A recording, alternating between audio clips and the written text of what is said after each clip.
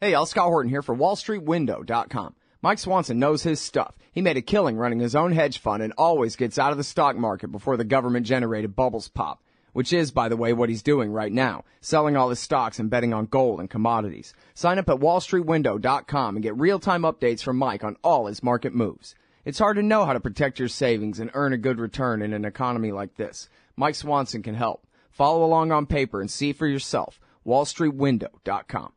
Our next guest on the show today is David Hardy, and he is the author of the book, This Is Not an Assault, Penetrating the Web of Official Lies Regarding the Waco Incident. Welcome back to the show. How are you doing, David? Oh, pretty good. Thank you. Anyway, so listen, Michael McNulty has died. Who was Michael McNulty, David? Mike was probably the man most responsible for reopening the whole Waco investigation in an official sense.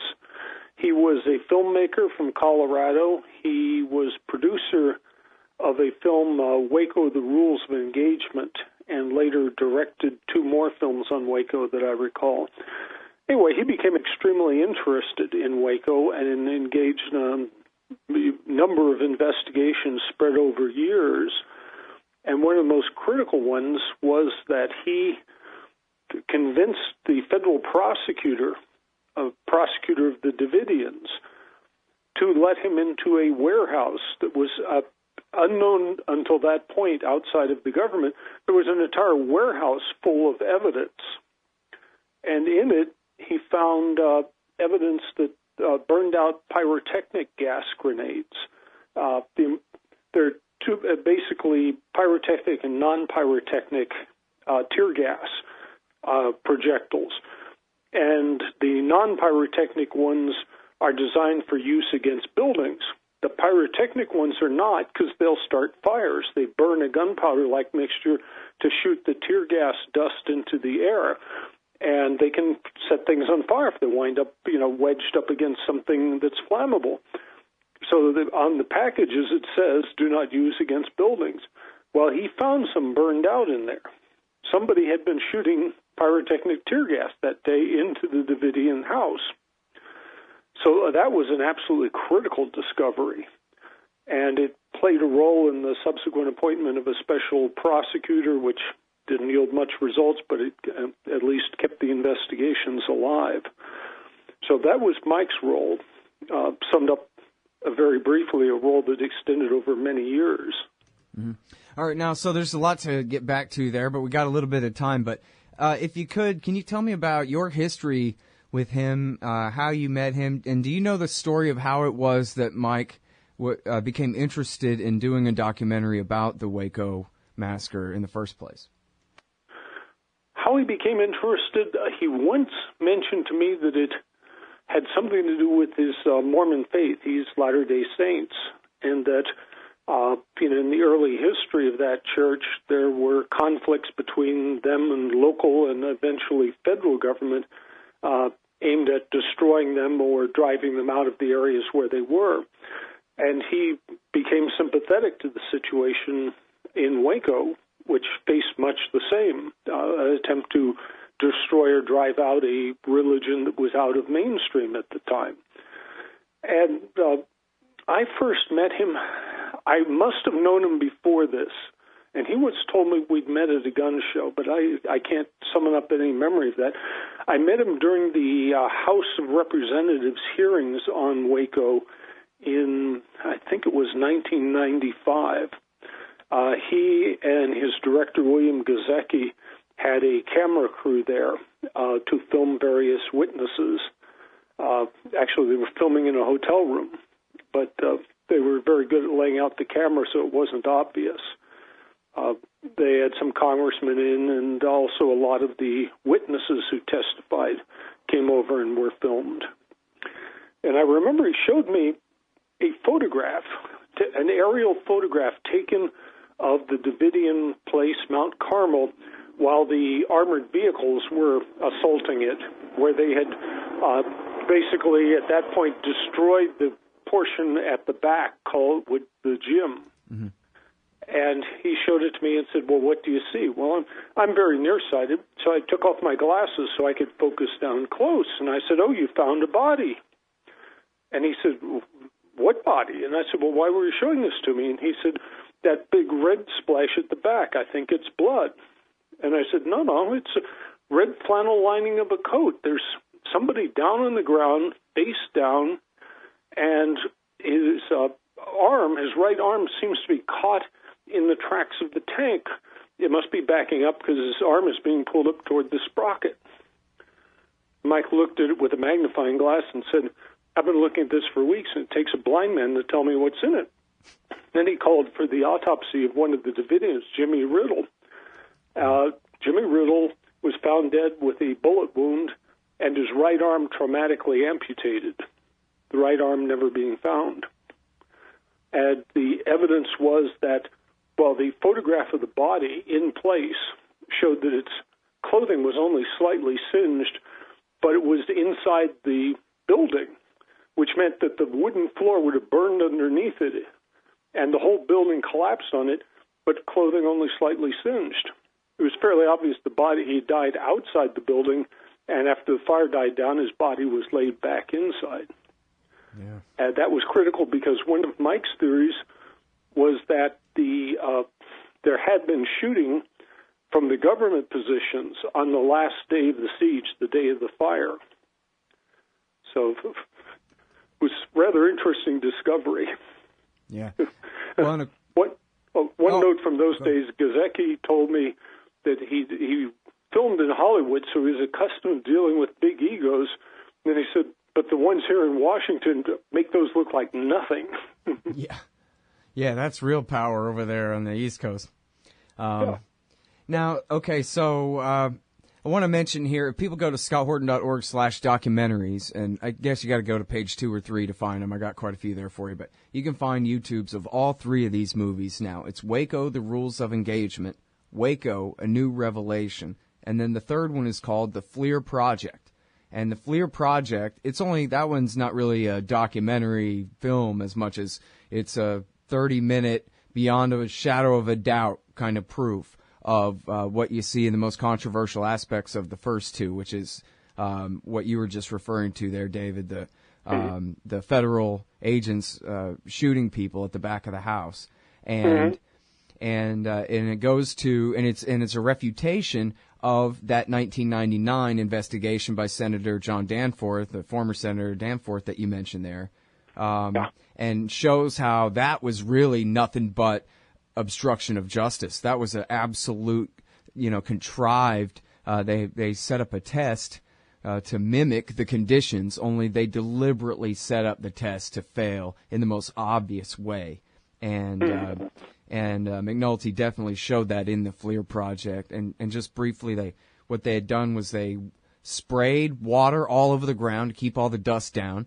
They gave the guys in the test rifles with extra long barrels to suppress the flash, and also gave them flash suppressant ammunition. And then there were a couple other things wrong with the discrepancy. Used the wrong cameras, and then they said, okay, action. Now let's see if we can replicate exactly what we see in the FLIR footage from the day of the fire. And of course, it doesn't replicate it at all because they set it up to fail. And then that was their excuse, that there was no gunfire at all, they claimed. Oh, yeah, I remember all that stuff. There was another FLIR, which I should explain, infrared imaging, forward-looking infrared. There was another analyst hired by the Government House Committee on Government Reform, Carlos Gigliotti, and he was a real expert in the field, and he went over it and said, yes, those are gunshots from the government positions. Right. Dr. Edward Allard, too, who had helped invent it, is shown in the films talking about it as well. I'm sorry to interrupt right there, but we got to take this break. But when we get back, y'all, we'll talk more with David Hardy about the late, just recently died, Mike McNulty and his heroic work on the Waco massacre. Hey, y'all, Scott Horton here. Are you a libertarian and or peacenik? Live in North America? If you want, you could hire me to come and give a speech to your group. I'm good on the terror war and intervention, civil liberties stuff, blaming Woodrow Wilson for everything bad in the world, Iran, central banking, political realignment, and, well, you know, everything. I can teach markets to liberals and peace to the right. Just watch me. Check out scotthorton.org/speeches for some examples and email me, scott@scotthorton.org for more information. See you there. All right, y'all. Welcome back to the show. I'm Scott Horton talking with David Hardy about Mike McNulty. And from reading Bovard and from reading this New York Times piece that you sent along here, I'm only just recently learning how much of a role you played in helping Mike McNulty get all this information that ended up in the movie. And I'm sorry I haven't read your book. I don't think I even knew about it from back when I was reading Waco books, and I've read quite a few. Oh, yeah. But anyway, so thanks for that. You want to talk about how it was you guys worked together, especially, I guess, on the second one to get the real proof nailed down in Waco, a New Revelation, right? Yeah. Well, we had worked pretty well. My skill is I was an attorney. So from my standpoint, bringing a Freedom of Information Act lawsuit was, well, you're out of pocket the filing fee, and that's it. From there on, you can do the work yourself. And also, I'd been a government employee. I was a GS-14, and so I handled the Freedom of Information Act from the other side. So I knew it from both ends. Mike, on the other end, was a great investigator. And so he would dig up something, come back to me and go, can we get this? And I'd take off on the legal end, and when I got it, I'd send it to him because he was doing all the investigation. Probably the best example of that was, in fact, the warehouse full of evidence. I started in with a Freedom of Info request to Department of Justice. Department of Justice responded, we don't know anything about that warehouse. It's presumably under the jurisdiction of the Texas Rangers who collected the evidence. So I sent a request to the Texas Rangers, and they responded, They responded, no, that's not the case. When we picked it up, we were acting as deputized federal officials, so it actually does belong to the Department of Justice. So then I packed that up and sent it to the Department of Justice and said, apparently you do own it. And they wrote back and said, no, it's the, federal marshals. So I wrote the federal marshals, and they said, no, Texas has it. Well, by the time we got all of that together, it was obvious there was this whole warehouse full of evidence, and the federal and state agencies were passing it back and forth. And let's see, now Bob, a friend of mine in Texas, friend of ours in Texas, Bob Baer, got to another shooter. They were at a shooting match, and he told what was going on. And the shooter knew, I don't remember his name. Now, this Bob Baer, not the former CIA officer on CNN all the time. No. Just making sure there. He's a Texas oil explorer and that sort of thing. Anyway, the Bob Baer's friend got to a Texas official whose name slips my mind at the moment, but he knew the head of the Texas Department of Public Safety, who was over the head of the Rangers. And so that guy broke the story open at that point, that there were some serious problems here. And I think he talked to the judge in the civil case where the Davidians were suing and said, essentially, we have an entire warehouse full of evidence that no one has seen before. So that was how we related on one level. And Mike, in turn, did get into the warehouse himself, taking the direct route, but we wanted access to the stuff where we could actually make copies of it and that sort of thing. But that was it. It took, I think it was 3 years of Freedom of Information Act requests and lawsuits before we had something approaching the real thing. Well, I think that's just such a great advertisement for activism in general. If people don't do the work, it doesn't get done.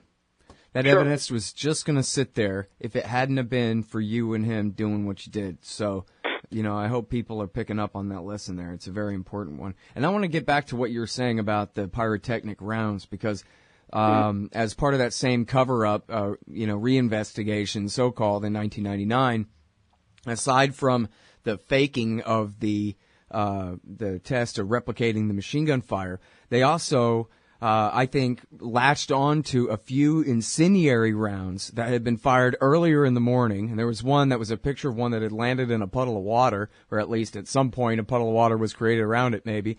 But anyway, and they said, yes, we did fire a few incendiary rounds, but that was way before the fire, and none of it was at the origins of the fire, none of the ones fired, and they had the records apparently to prove it. And so, okay, big deal. And yet that was an entire red herring, because as you're talking about what you guys found, what Mike found at the DPS evidence room, the Rangers evidence room, were these pyrotechnic rounds that delivered tear gas that were not the more sophisticated military incendiary rounds, but could still light a house full of children on fire, all right, and that those three were all found at the origins of the fires. Yeah, and the clues were out there because when they testified before the House, the Davidian Clive Doyle talked about the incoming tear gas rounds and how they landed under furniture, and he could hear them hissing. Well, only pyrotechnic rounds hiss. The other type do not. And he suggested that they throw them out of the building, and one guy said they're too hot to pick up. Again, that's only true of a pyrotechnic round. So there was direct evidence, and Clive didn't even know what he was saying at the time. He didn't understand the difference. But clearly, pyrotechnic rounds were getting inside the building. And it just goes to show how cynical these people are with their ridiculous lie and cover-up, as though we can't tell the difference between the rounds. Because remember now, everybody, in the chronology here, McNulty found the pyrotechnic rounds, and then they said, oh, look, everybody, incendiary rounds. After we already knew that's not what the claim was in the first place, and they pretended that debunked it. So John Danforth is just simply a despicable liar. It's a scientific fact, and there's no way around it, that he was lying and he knew he was lying. Well, what really hacked me off about the Danforth investigation more than anything else, they only took action against one federal employee. They prosecuted him. And you know who that was? Bill Johnson, the Davidian prosecutor who let Mike into the warehouse. Yeah. They drummed up a charge against him of perjury or something like that because he left one page off one document. Everybody else in that case, some of whom committed serious perjury and provable on paper, they said, oh, well, mistakes were made. Yeah. So the only guy they went for was the only honest man in the bunch. Yep, of course. All right. Well, again, back to McNulty. We're out of time here, but I'll let you have the last word about the honor of Mike McNulty and the great work that he did here. I join with everybody else who describes him to simply say he was a great patriot. I mean, this man broke the Waco case open, and he did it working usually at his own expense over a period of 5 or 10 years. I mean, he just would not stop. And without him, that investigation would never have been reopened, and we never know 3/4 of the things we now know about Waco. All right. Thank you so much, David. Appreciate it. Okay. Yeah. All right, so that's David Hardy. This Is Not an Assault is his book.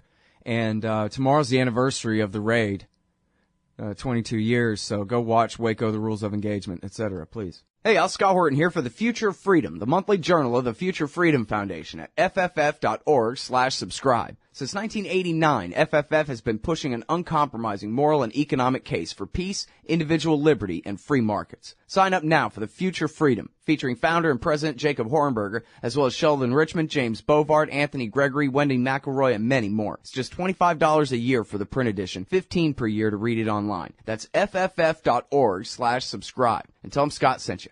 Hey, y'all, Scott Horton here for Liberty.me, the social network and community-based publishing platform for the liberty-minded. Liberty.me combines the best of social media technology all in one place and features classes, discussions, guides, events, publishing, podcasts, and so much more. And Jeffrey Tucker and I are starting a new monthly show at Liberty.me, Eye on the Empire. It's just $4 a month if you use promo code SCOTT when you sign up. And hey, once you do, add me as a friend on there at scotthorton.liberty.me. Be free. Liberty.me. Hey, I'm Scott Horton here to tell you about this great new book by Michael Swanson, The War State. In The War State, Swanson examines how Presidents Truman, Eisenhower, and Kennedy both expanded and fought to limit the rise of the new national security state after World War II. If this nation is ever to live up to its creed of liberty and prosperity for everyone, we are going to have to abolish the empire. Know your enemy. Get The War State by Michael Swanson. It's available at your local bookstore or at Amazon.com in Kindle or in paperback. Just click the book in the right margin at scotthorton.org or thewarstate.com. Hey, all Scott here. If you're like me, you need coffee. Lots of it. And you probably prefer it tastes good, too. Well, let me tell you about Darren's Coffee Company at darrenscoffee.com. Darren Marion is a natural entrepreneur who decided to leave his corporate job and strike out on his own, making great coffee. And Darren's Coffee is now delivering right to your door. Darren gets his beans direct from farmers around the world. All specialty, premium grade with no filler. Hey, the man just wants everyone to have a chance to taste this great coffee. darrenscoffee.com. Use promo code Scott and you get free shipping. darrenscoffee.com.